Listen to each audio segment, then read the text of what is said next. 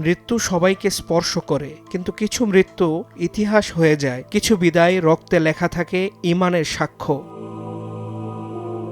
ইনকিলাব মঞ্চের মুখপাত্র শরীফ ওসমান হাদী আর নেই। গুলিবিদ্ধ হয়ে সিঙ্গাপুরে চিকিৎসাধীন অবস্থায় বৃহস্পতিবার রাত ৯টা ৪০ দিকে মারা যান তিনি। হাদীর ভেরিফাইড ফেসবুক পেজ থেকে এক পোস্টে বলা হয়, ভারতীয় আধিপত্যবাদের মোকাবেলায় মহান বিপ্লবী ওসমান হাদীকে আল্লাহ শহীদ হিসেবে কবুল করেছেন।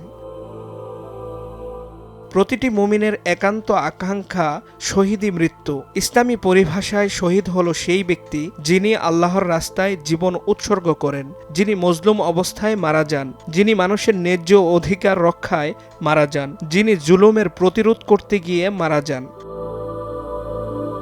শহীদের মর্যাদা ও সম্মানের ব্যাপারে মহান আল্লাহ বলেন, আর যারা আল্লাহর পথে নিহত হয়েছে তাদেরকে কখনোই মৃত মনে করো না, বরং তারা জীবিত। যারা মহান আল্লাহর পথে মজলুম অবস্থায় এবং মানুষের ন্যায্য অধিকার রক্ষায় মারা যান তারা অনন্য জীবন লাভ করেন এবং মহান আল্লাহর কাছে তারা প্রিয় পাত্র।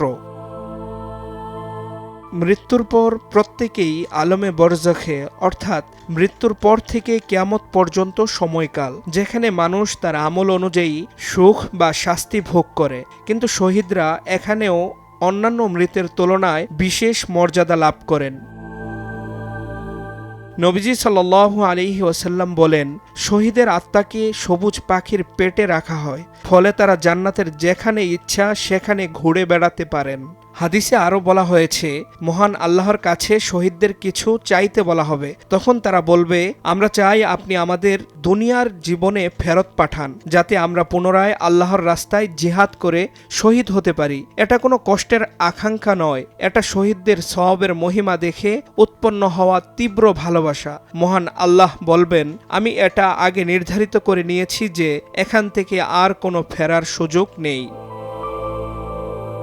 নবীজি বলেন, কোনো জান্নাতি এটা চাইবে না যে তাকে আবার দুনিয়াতে পাঠানো হোক, যদিও তাকে সারা পৃথিবীর মালিক বানিয়ে দেওয়া হয়। কিন্তু একজন শহীদ তার জান্নাতি মর্যাদা প্রত্যক্ষ করে কামনা করতে থাকবে তাকে অন্তত 10 বার দুনিয়াতে পাঠানো হোক, যেন প্রতিবার সে শহীদ হয়ে আসতে পারে।